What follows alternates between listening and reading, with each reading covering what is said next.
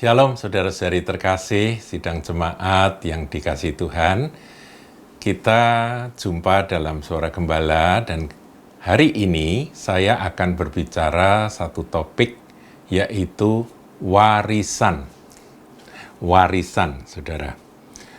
Di dalam Alkitab kita jumpai ada banyak kata warisan yang muncul. Nah, kita akan coba dalami bagaimana pengertian warisan tersebut.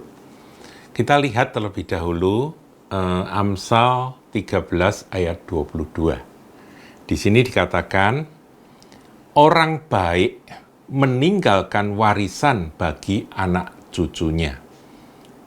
Jadi, kalau orang baik itu pasti dia ketika dia pergi, selesai dengan tugas di bumi, meninggal, bagi anak cucu, bagi keturunannya, dia meninggalkan warisan, saudara. Nah, ini menimbulkan pertanyaan buat kita. Orang baik, tapi kalau miskin bagaimana? Kan dia nggak meninggalkan warisan, rumah aja rumah kontrakan, ya kan? Tapi dia orang baik. Nah, firman ini katakan kalau orang baik, dia pasti meninggalkan warisan bagi keturunannya.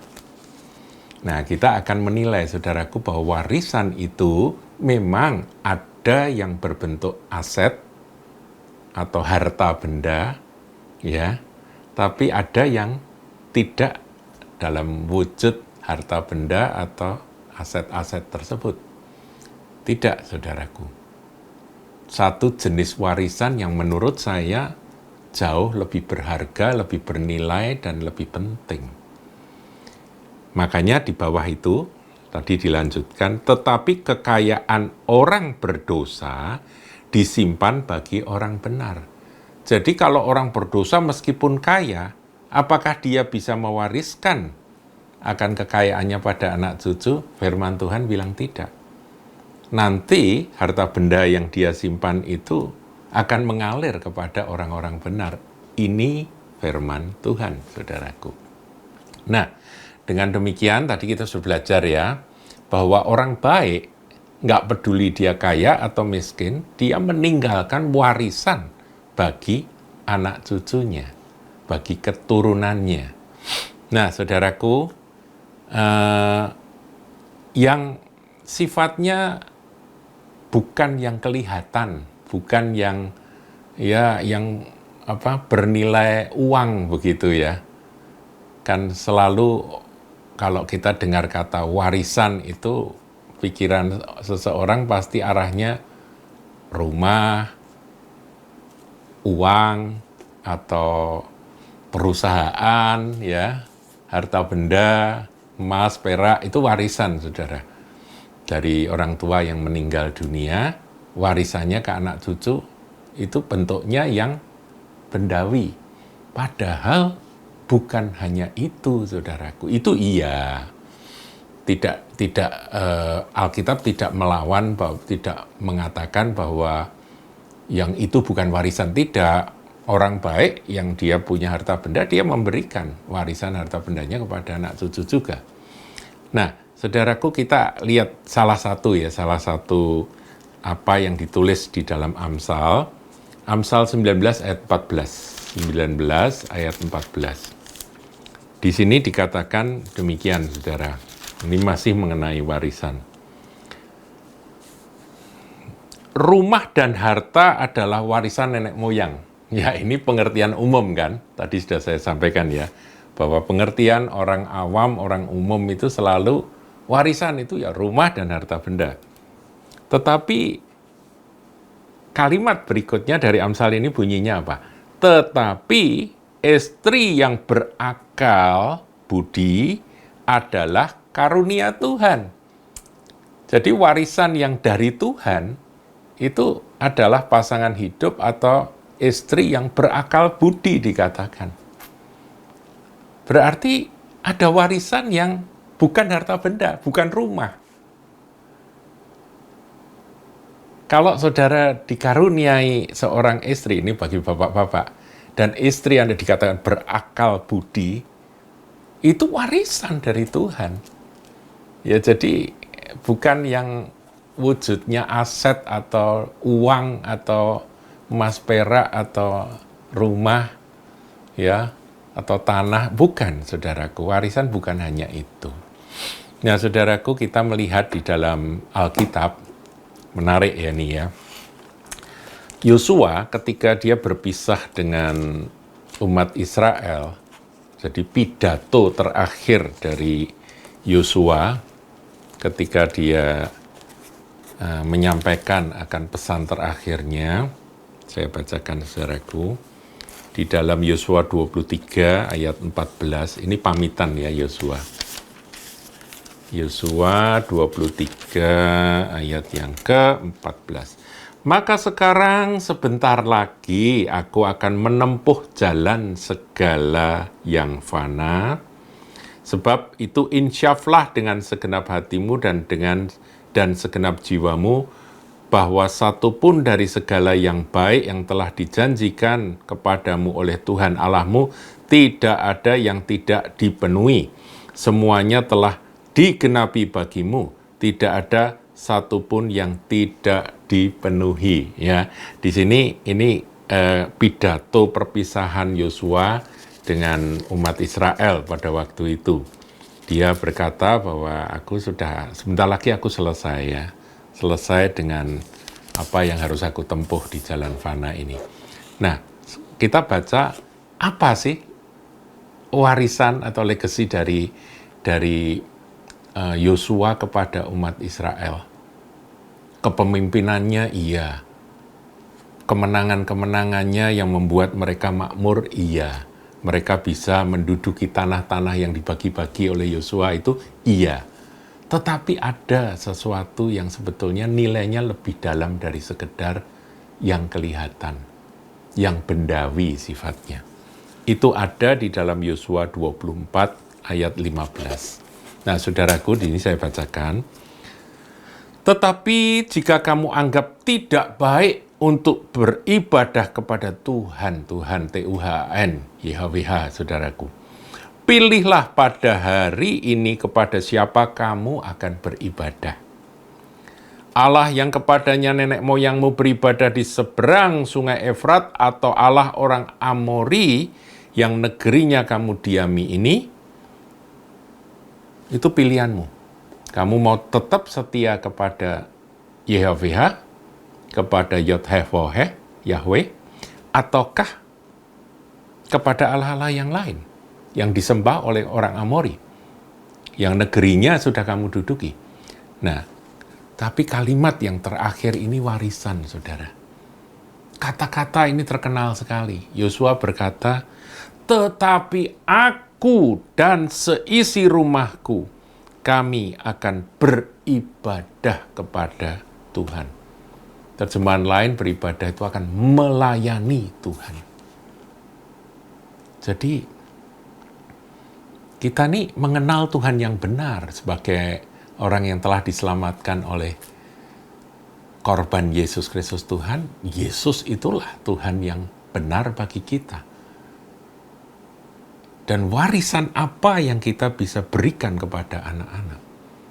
Saudaraku, saya sedih sekali kalau ada orang tua yang sukses di dalam bisnis, memberikan pendidikan yang baik kepada anak-anaknya, itu semua oke. Tetapi anak-anaknya kehilangan iman yang dimiliki oleh orang tuanya. Itu warisan yang gagal menurut saya. Dia bisa memberi akan jabatan-jabatan di perusahaan, warisan-warisan aset harta benda, bahkan warisan usaha kepada anak-anaknya. Tetapi ketika anak-anak itu kehilangan Tuhan Yesus Kristus, maka dia gagal di dalam memberikan warisan kepada anak cucunya. Itulah Yosua. Dia berkata, kamu silakan, tetapi aku dan keluargaku, seisi rumahku, aku akan tetap melayani Tuhan. Nah, sekarang kita lihat Samuel, saudaraku. Ketika Samuel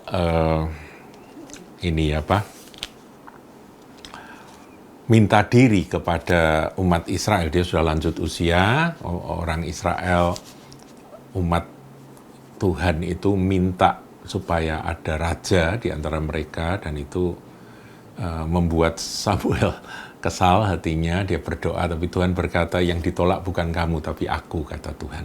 Nah, kemudian akhirnya ada Saul ya yang dipilih, yang diurapi Tuhan. Nah, kemudian setelah Saul jadi raja, Samuel mohon diri kepada bangsa itu. Itu ada di dalam 1 Samuel 12. Saudaraku, kesaksian atau kata-kata dari Samuel ini warisan.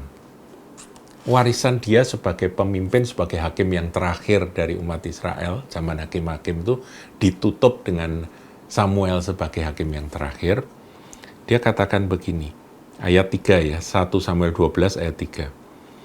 Di sini aku berdiri, berikanlah kesaksian menentang aku di hadapan Tuhan dan di hadapan orang yang diurapinya. Lembu siapakah yang telah kuambil? Keledai siapakah yang telah kuambil? Siapakah yang telah kuperas? Sebagai seorang pemimpin, dia punya otoritas, dia punya wewenang. Pemimpin yang lalim, dia memeras akan rakyatnya, saudaraku. Siapakah yang telah kuperlakukan dengan kekerasan? Dari tangan siapakah telah kuterima sogok sehingga aku harus menutup mata ketika dia memberikan penghakiman kepada umat Tuhan yang bertikai? Dia tidak terima suap, saudara. Aku akan mengembalikannya kepadamu kalau ada. Ini sebelum dia berpisah. Jawab mereka, ayat 4. Engkau tidak memeras kami, engkau tidak memperlakukan kami dengan kekerasan, dan engkau tidak menerima apa-apa dari tangan siapapun. Nggak ada sogokan-sogokan.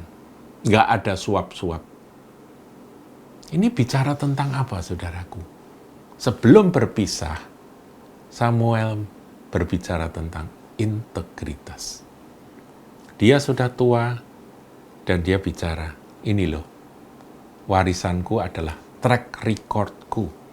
Warisanku adalah rekam jejakku. Pernahkah aku ngerampas yang menjadi hak orang aku ambil? Kalau pernah, ayo ngomong sama aku. Ini berani, saudara. Saya ingat akan Rasul Paulus berkata, hari ini aku berdiri di hadapanmu, gitu ya, kepada jemaat Efesus. Aku bersih dan tidak bersalah terhadap kalian yang akan binasa. Itu betul-betul dia bersih. Dia tidak pernah memanfaatkan jemaat untuk memperkaya diri, kepentingan diri sendiri. Bahkan, ya kalau Paulus itu rasul langka, saudara. Dia kerja dengan tangannya sendiri untuk menghidupi dirinya, sementara dia melayani habis-habisan untuk jemaat-jemaat yang dia dirikan.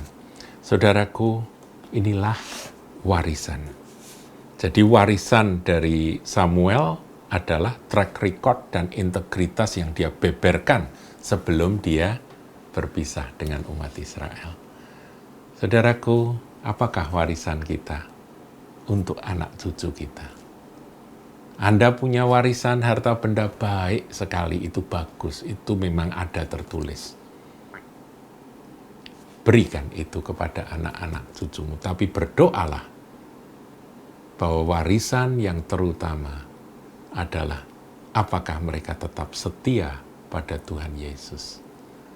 Kalau nanti Anda sedang bagi-bagi warisan kepada anak-anak ya, ini bagus juga untuk dipraktekkan. Panggil itu anak-anak, sampaikan akan hal ini. Anak-anakku, ini bagian warisan yang Papa sudah atur untuk kalian. Rumah ini untuk kamu ya, rumah ini untuk kamu, usaha ini untuk kamu, ini usaha ini untuk kamu. Dia atur semuanya. Anak-anak semua menerima. Tapi jangan lupa, satu warisan yang Papa mau berikan pada kalian, yaitu Tuhan Yesus Kristus. Dialah warisan yang terbesar yang harus kalian ingat.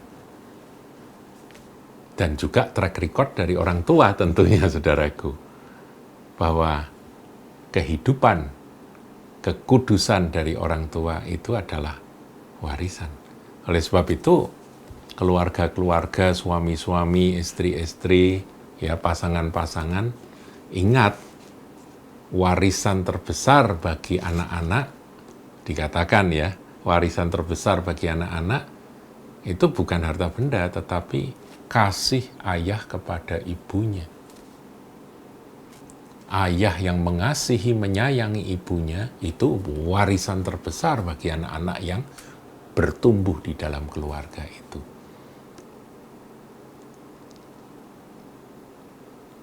Demikian, saudaraku, tentang warisan. Renungkan. Tuhan Yesus memberkati.